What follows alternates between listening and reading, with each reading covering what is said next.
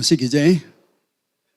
बहुत ही खुश हूँ सबको देखकर। इस सुबह सुंदर दिन परमेश्वर में दिया है और हम उसके भवन में हैं, उसकी आराधना स्तुति प्रशंसा करने के लिए, उससे शिक्षा प्राप्त करने के लिए और किस तरह का मसीह जीवन हमारा होना चाहिए उसके विषय में हम लोग सीख सकते हैं। हालेलुया, धन्यवाद दे परमेश्वर को। Praise God. हम प्रार्थना करें। पिता परमेश्वर, यीशु के नाम से मैं धन्यवाद देता हूँ कि आज हम यहाँ पर हैं और तुम्हारे आशीष को अनुभव कर सकते हैं। प्रार्थना करता हूँ परमेश्वर की जो शिक्षा आज हमें मिले उसके द्वारा हमारे पारिवारिक जीवन, हमारे व्यक्तिगत जीवन सब में परिवर्तन आए और हम एक सुंदर और एक ऐसा मसीह जीवन निर्वाह करें जो आकर्षित रहे अविश्वासियों के लिए। पिता पवित्र आत्मा से हमें अभिषेक कर दे। जो कुछ कहा जाएगा, जो कुछ हम सुनेंगे, वो सब आत्मा ही के द्वारा रहेगा और तुम्हारी महिमा और प्रशंसा के लिए यीशु के नाम से आमीन, आमीन। Praise God.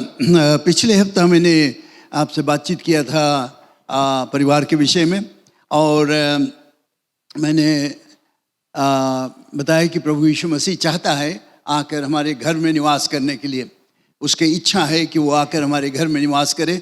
जैसे उसने जक्कियस से कहा था कि आओ मैं तुम्हारे घर पर जाना चाहता हूँ, और वो उसके घर पर गया क्योंकि जक्कियस ने उसको निमंत्रण दिया। अगर जक्कियस उसको निमंत्रण नहीं देता तो शायद यीशु मसीह उस घर पर नहीं जाता। और हम लोगों ने सीखा कि कितना ज़रूरत है कि हम जो मसीह विश्वासी है यीशु को अपने घर पर रखे अपने पारिवारिक जीवन के लिए।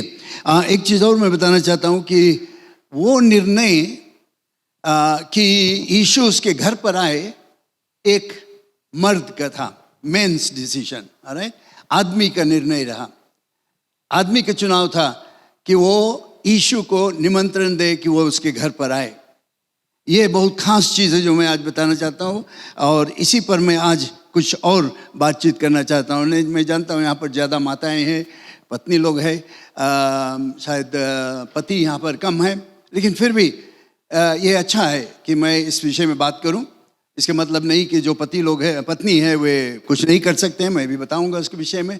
लेकिन आपको मालूम होगा आज के बाद कि आपके पति से तुम्हें क्या आसरा है, क्या आसरा होना चाहिए, क्या मिलना चाहिए तुम्हारे पति से, क्या जगह वो लेता है परिवार में। तो आप जरूर प्रार्थना करोगी परमेश्वर अगुवाई करे इसमें। मैं जो पद पढ़ता हूँ वो है जोशुआ की किताब में। जोशुआ की किताब में जोशुआ इन शब्दों को कहा जब वे लोग आ गए थे कनान देश जो परमेश्वर उनको प्रतिज्ञा दिया था। इजरायली लोग बहुत कठिनाइयों का सामना किए, बहुत दुख सहा, बहुत आगे पीछे किए। वे लोग परमेश्वर के महिमा को उन्होंने देखा, फिर पिछड़ गए, फिर वे महिमा को देखे, परमेश्वर के आश्चर्य कर्म को देखे, फिर भी वे पिछड़ गए थे। अब जब वे देश में पहुंचे, जोशुआ उनका अगुवाई कर रहा था और जोशुआ जानता था कि ये लोग फिर से शायद पीछे हट जाएंगे और परमेश्वर से दूर हो जाएंगे। वे जोशुआ ने उनको बुलाकर आखिरी दम लेते समय, मरने से पहले, उसने उनको पूरा इतिहास बता दिया कि कैसे परमेश्वर तुम लोग को निकाल कर लाया, कहाँ पर वो तुम्हें सहायता किया, किस तरह से आश्चर्य कर्म किया, और उसी कारण से वे लोग आज उस जगह पर थे। और जोशुआ ने अंत में उनसे कहा कि तुम चुनो क्या करोगे। और इन शब्दों को मैं पढ़ता हूं जो कि जोशुआ चैप्टर 24 वर्स 15 में मिलता है। जोशुआ 24 वर्स 15 में जोशुआ कहता है, सब कुछ बताकर क्या करते थे, कैसे वे लोग पिछड़ गए थे मूर्ति के विषय में और बाकी दूसरे देवी देवताओं के विषय में। तब वो आकर ये कहता है, और यदि यहोवा की सेवा करनी तुम्हें बुरी लगे तो आज चुन लो कि तुम किसकी सेवा करोगे। चाहे तुम उन देवी देवताओं को जिनकी सेवा तुम्हारे पुरखा महानद के उस पार करते थे, और चाहे एमोरियों के देवताओं को सेवा करो जिनके देश में तुम रहते हो।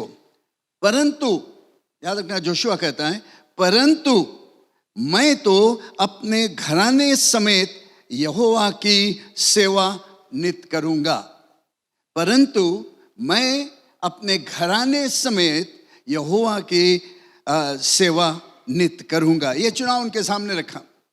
तुम लोग आगे पीछे होते थे, देवी देवताओं को पूजा करते थे, सब कुछ किए, लेकिन जोशुआ कहता है तुम लोग करो जो कुछ तुम लोग करना चाहते हो, जाओ पुराने धर्म में चला जाओ, पुराने देवी देवताओं के पास चला जाओ जो तुम लोग मिस्र देश में सेवा करते थे।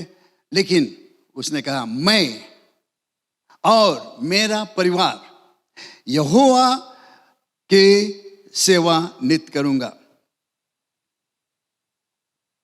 तो जीवन में बहुत निर्णय हमें करना पड़ता है, बहुत चुनाव करना पड़ता है। कभी कभी हम लोग समझते नहीं हैं, बिना सोचे समझे कुछ निर्णय कर लेते हैं और हम लोग सोचते हैं कि यह निर्णय से क्या होगा, एक छोटा चुनाव मैं कर लेता हूं, लेकिन उसका अंत क्या होगा हम लोग नहीं सोचते। कोई भी चीज़ है, नौकरी करने के लिए हम लोग सोचते हैं कि राइट हमें नौकरी की ज़रूरत है, ये नौकरी मैं ले लूँगा, बिना सोचे समझे। खासकर हम लोग मसीह विश्वासी लोग, कहाँ पर हमें घर लेना है जी कि जहाँ पर मैं जाकर निवास करूँ, चर्च के मुकाबले में कितना दूर तुम्हें जाना पड़ेगा।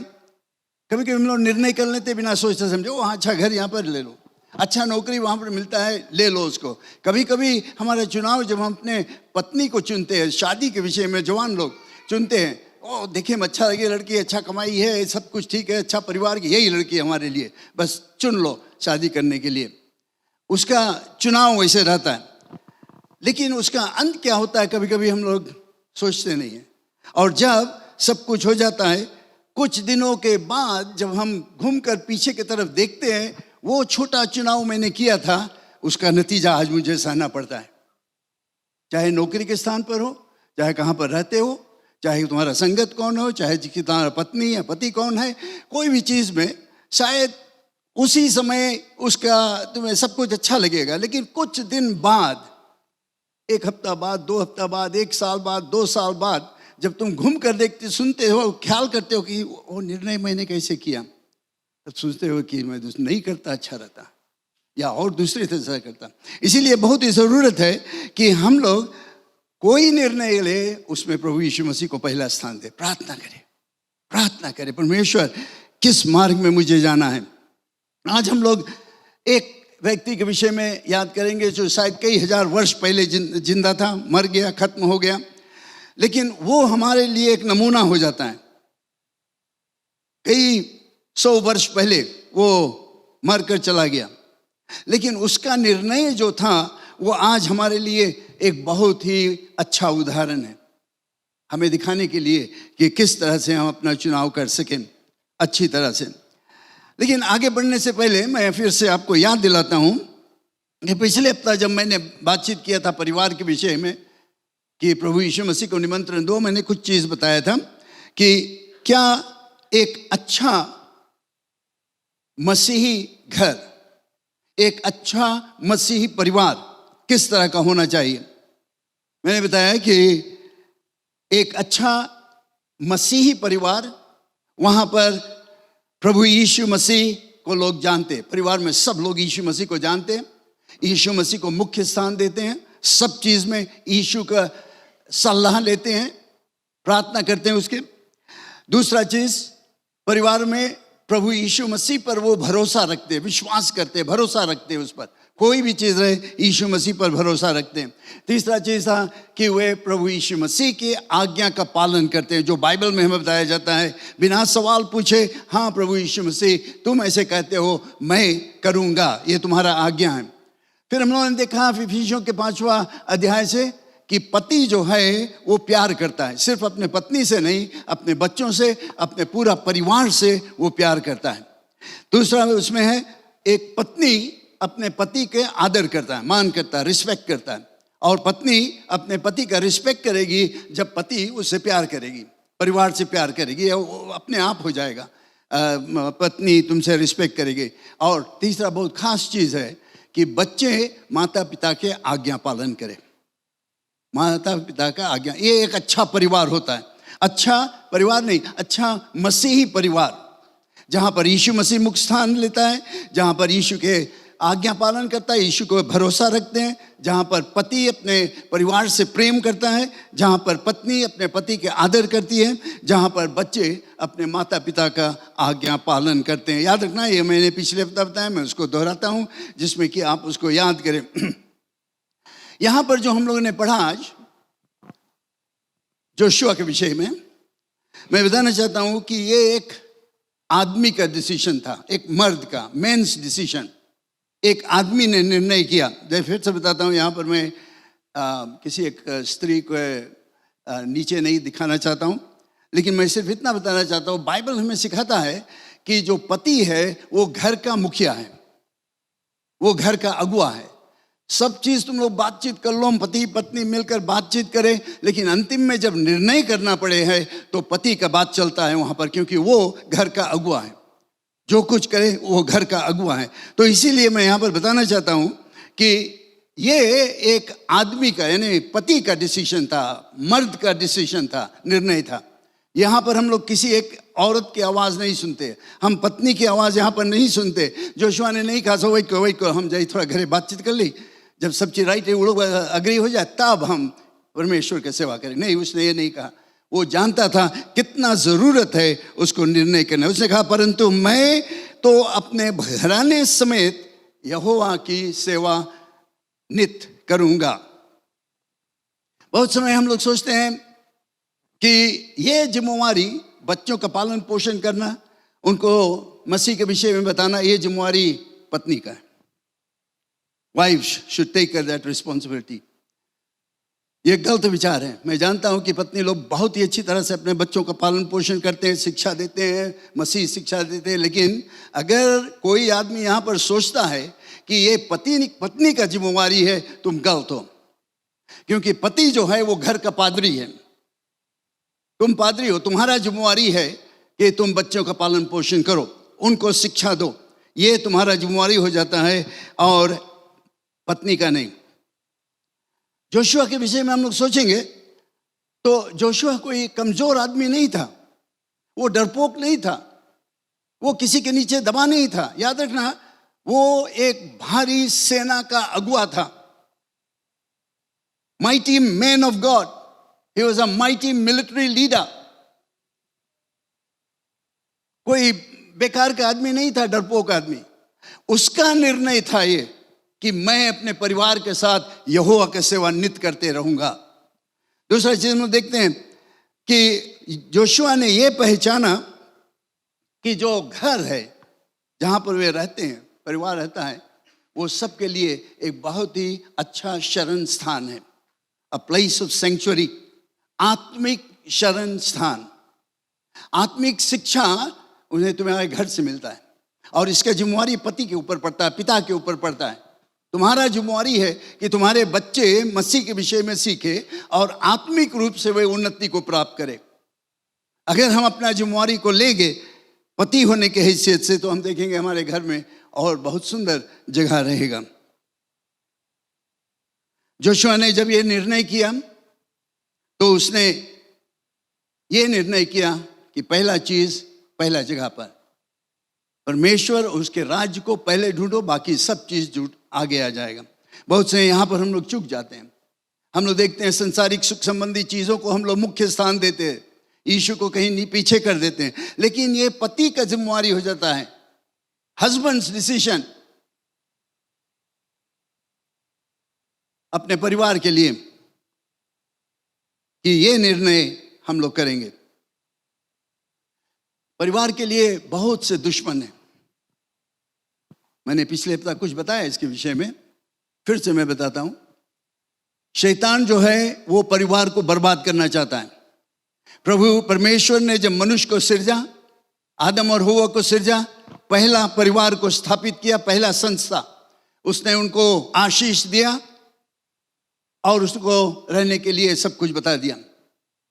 लेकिन शैतान जो था उस समय से परिवार को बर्बाद करने, क्योंकि ये परमेश्वर का सबसे सुंदर संस्था था, सबसे सुंदर चीज जो परमेश्वर बनाया वो आदम और हव्वा, जो पति और पत्नी का रिश्ता, एक आदमी और औरत का रिश्ता, सबसे सुंदर चीज बनाया और शैतान उसको भरसक बिगाड़ा। आज तक यही काम करता है।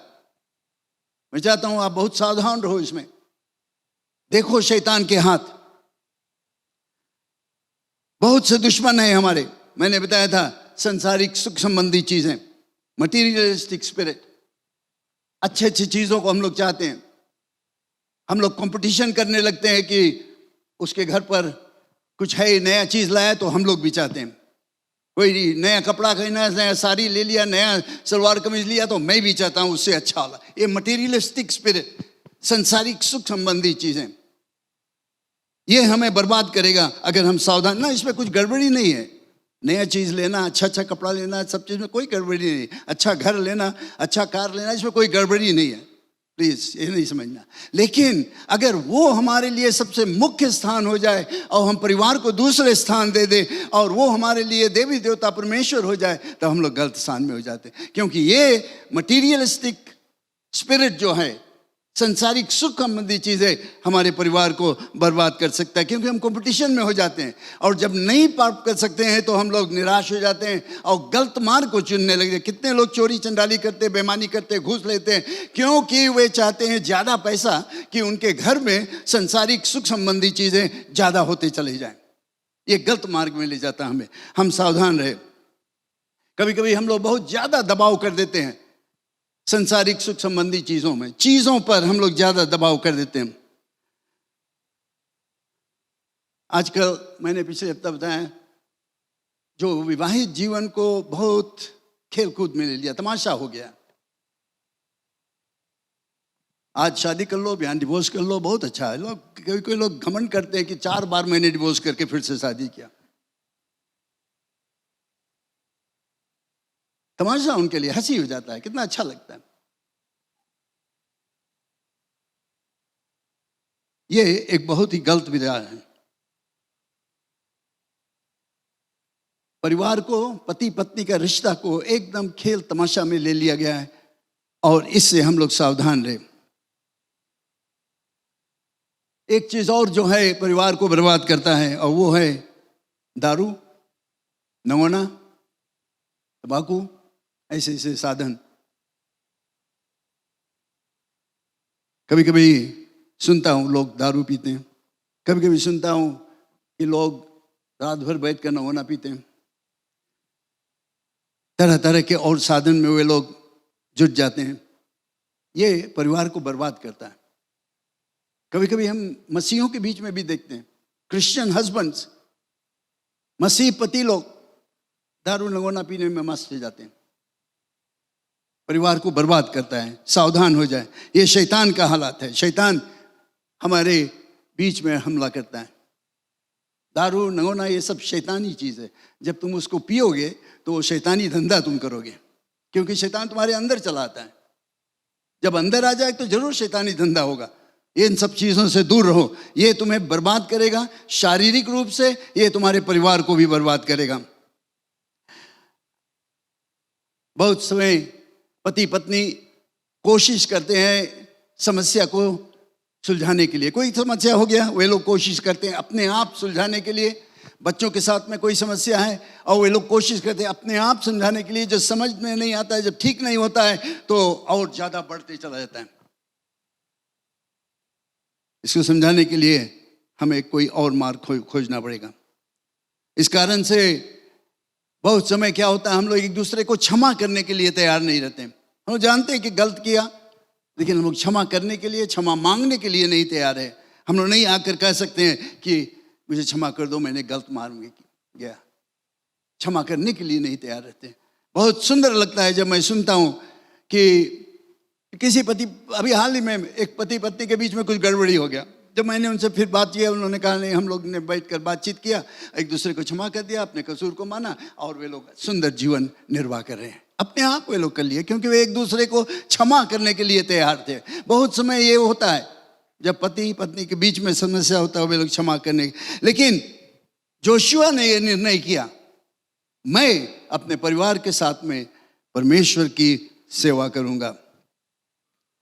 जब जोशुआ ने यह निर्णय किया, उसके साथ साथ वो एक ऐसा निर्णय था जो कि समर्पण करने का, act of dedication. It was an act of dedication. पहला चीज उसने ये पहचाना कि परिवार जो है, जो उसके पत्नी और बच्चे हैं, ये परमेश्वर का दान है। हम लोग सब यहाँ पर बैठे हैं, कितने लोगों के बच्चों को मैं डेडिकेट किया, हो सकता है मैंने आपको भी डेडिकेट किया था।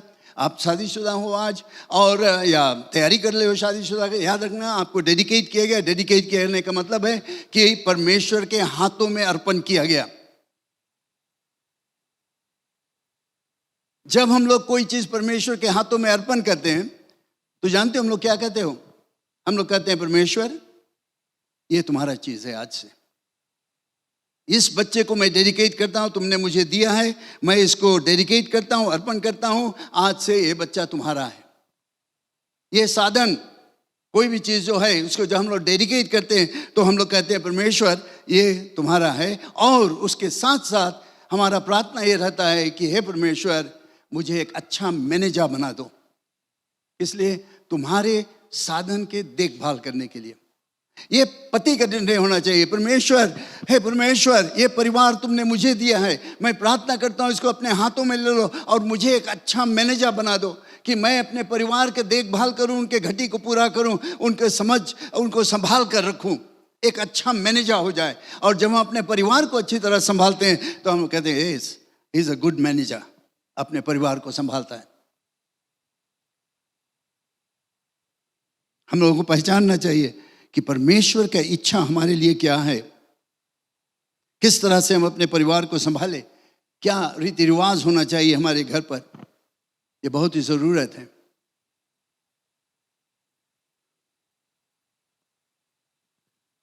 जोशुआ जो निर्णय किया,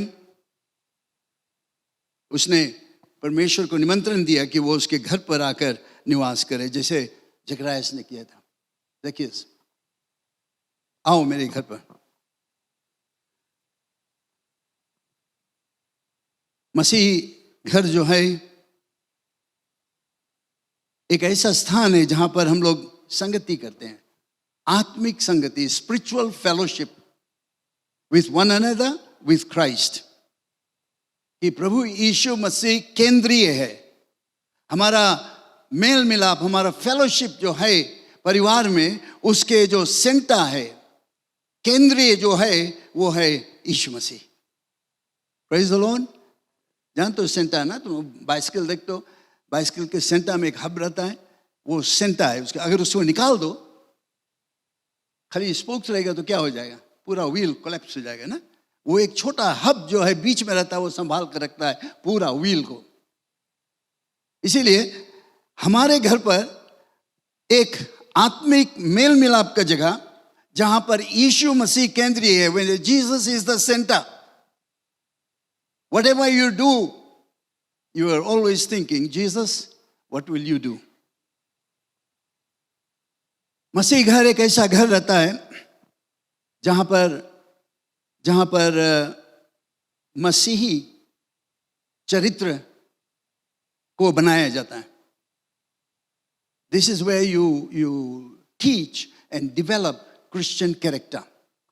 बहुत समय हम लोग सोचते हैं कि वो चर्च जाए, संडे स्कूल जाए, वहाँ पर उसको सब अच्छा चाल चलन के लिए अच्छा चरित्र वहाँ पर होगा, या क्रिश्चियन स्कूल जाए वहाँ पर, भूल जाना, नहीं होगा।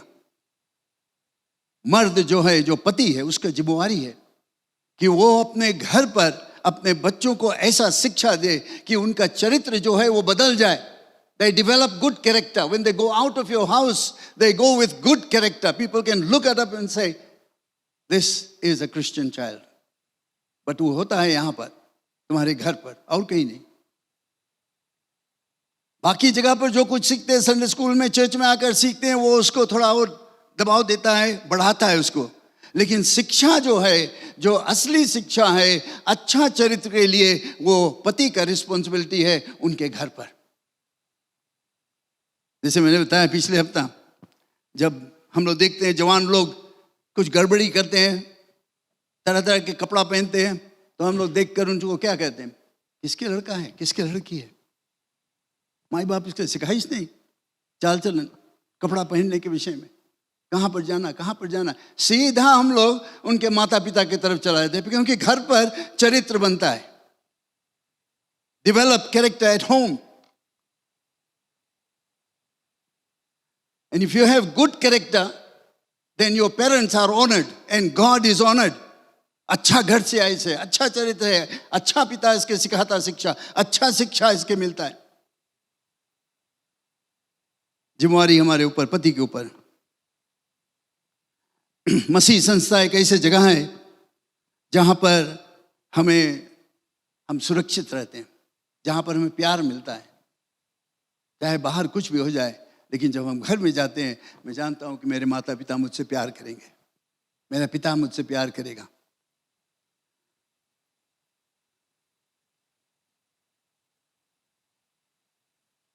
जब कुछ समस्या हो जाता है, चाहे बाहर बच्चों में या घर में पारिवारिक समस्या, तो बाइबल लेकर हम पढ़ते हैं, प्रार्थना करते हैं और सुलझाते हैं।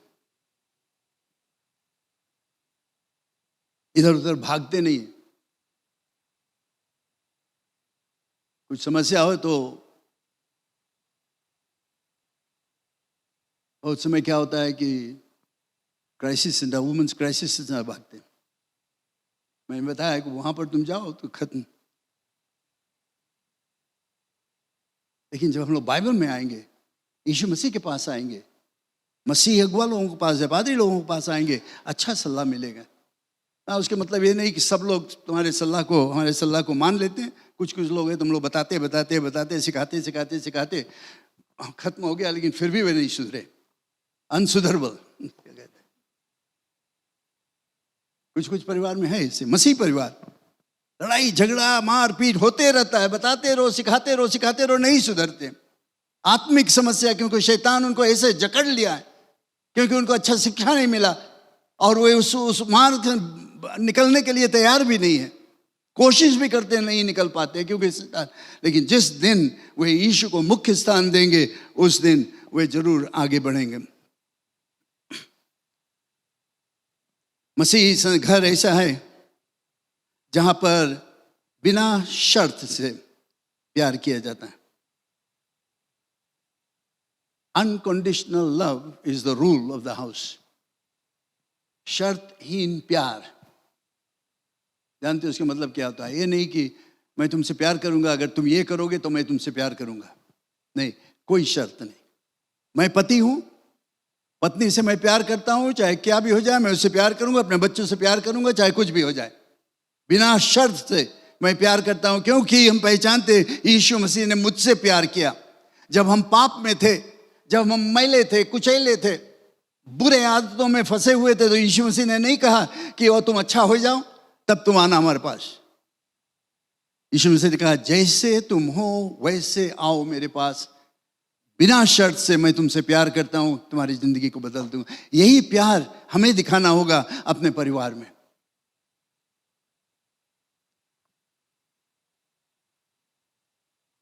एक मसीह घर ऐसा है जहां पर एक दूसरे लोग, पति से लेकर पत्नी, बच्चे, एक दूसरे को मदद करते हैं कि आत्मिक रूप से वे उन्नति प्राप्त करें, स्पिरिचुअल ग्रोथ। मैं बहुत ही संक्षिप्त में ये सब चीज बताता हूं आपको, मैं आशा करता हूं आप इस पर ध्यान दोगे।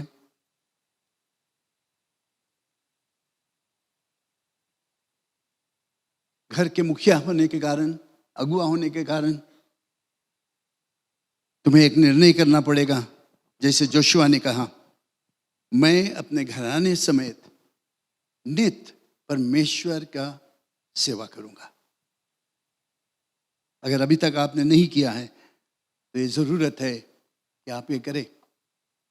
पत्नी लोग अपने पति को मौका दो कि वे पहचाने क्या जिम्मेवारी है उनका, जगह दो। बहुत समय पत्नी लोग भी थोड़ा गलत हो जाते हैं, वे लोग पति को कुछ करने नहीं देते, सब कुछ अपना अपन वाली मांगते हैं। लेकिन जब तक हम लोग उनको मौका नहीं देंगे वो मुखिया का जगह लेने के लिए, टू टेक द लीडरशिप, बहुत गड़बड़ रहेगा।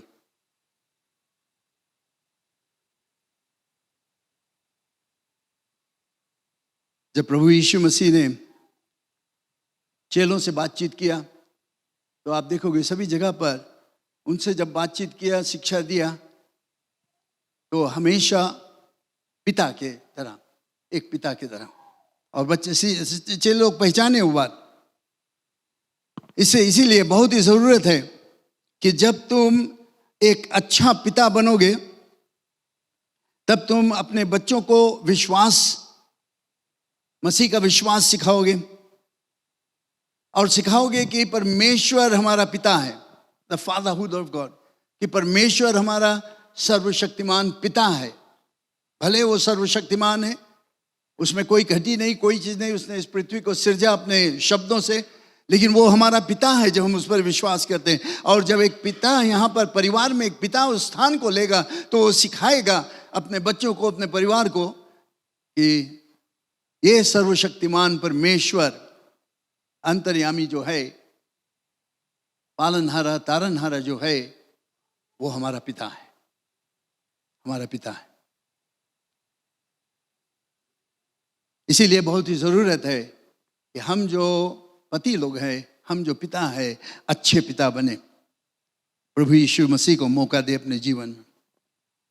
मेरा यही प्रार्थना है कि परमेश्वर हमें मदद करे कि हम अपने परिवार को उसी मार्ग में ले जाए जिस मार्ग में उसको जाना है। प्रभु यीशु मसीह को मुख्य स्थान देकर आगे बढ़ते रहे और वो निर्णय करे जैसे जोशुआ ने निर्णय करा कि अपने घर के साथ में मैं परमेश्वर का सेवा करूंगा। आप जितने पति लोग यहाँ पर हैं, आप अपने परिवार का पादरी हैं, आपके ऊपर जिम्मेवारी है सही शिक्षा देने के लिए। और जैसे मैंने बताया, मैं फिर से बताता हूँ कि एक अच्छा मसीही परिवार जो है, वहाँ पर प्रभु यीशु मसीह को जाना जाता है, सब लोग पहचानते हैं। वहाँ पर यीशु मसीह पर भरोसा रखते हैं, वहाँ पर यीशु मसीह के आज्ञा का पालन करते हैं। पहला चीज़, ये 3 चीज़ है, याद रखना। अपने परिवार में पति लोग मौका दो कि सब लोग प्रभु यीशु मसीह को जाने, कि सब लोग प्रभु यीशु मसीह पर भरोसा रखें, कि सब परिवार के लोग परमेश्वर की आज्ञा का पालन करें। ये तुम्हारा जिम्मेवारी है। एक पति होने के हैसियत से अपने पत्नी से, अपने बच्चों से प्यार करो, ऐसा प्यार जैसे यीशु मसीह ने हमसे प्यार किया। इफिशियंस के 5वां अध्याय को आप पढ़ो, वहाँ पर बताया जाता है पति के लिए किस तरह का प्यार तुम्हें करना चाहिए। वो कहता है कि अपने पत्नी से ऐसे प्रेम करो जैसे तुम अपने आप से करते हो, अपने शरीर से तुम प्रेम करते हो। कोई अपने शरीर को लात घुसा मारा? जब मेरा में शीशा में देखा कि तुम्हारा नाक थोड़ा टेढ़ा है तो तुम घुसा मार मार के उसको सीधा नहीं किया ना, लात गाली नहीं दिया अपने आप को। पति की जिम्मेवारी, अपने पत्नी से अपनी तरह प्रेम करो। जब तुम वो करोगे तो वर्ष 33 में हम लोग पढ़ते बताता है पत्नी तुम्हें आदर करेगा। जब तुम अपना जिम्मेवारी प्राप्त करोगे तो पत्नी तुम्हें नेचुरली तुम्हें आकर तुम्हारे आदर और मान करेगा और बच्चे आज्ञा का पालन करेंगे। बहुत ही ज़रूरत चीज़ है पति, ये हमारा जिम्मेवारी है। पत्नी अपने जगह को जानो, अपने पति को मौका दो कि वो एक अच्छे पति बने, एक मसीह पति जो तुम्हें सही मार्ग में ले जाता है। बाइबल पढ़कर देखो, इफिशियंस के चैप्टर 5 में हमें बहुत ही सरल रूप से बताया जाता है। प्रिय लोग, मैं पिछले हफ्ता और आज फिर यही बातों में किया बहुत संक्षिप्त में, क्योंकि मैं देखा है कि कई एक परिवार टूटे जाते हैं, कई एक पति पत्नी के बीच में झगड़ा झंझट होते रहता है, कई एक पति पत्नी आज समस्या है क्योंकि ये शैतान का। और मैं चाहता हूँ आप पहचानो कि शैतान परिवार को बर्बाद करेगा अगर आप मौका दोगे। लेकिन अगर आप कहोगे हे यीशु मसीह आओ मेरे घर पर निवास करो, तो वो आएगा, निवास करेगा, शैतान के कामों को निकालेगा। और जब तुम इस पति के हैसियत से कहोगे कि मैं और मेरा परिवार परमेश्वर की सेवा करेगा हमेशा, तो आप देखोगे कि आपके जीवन में बहुत भारी परिवर्तन। आज मेरे साथ में खड़े हो जाएं।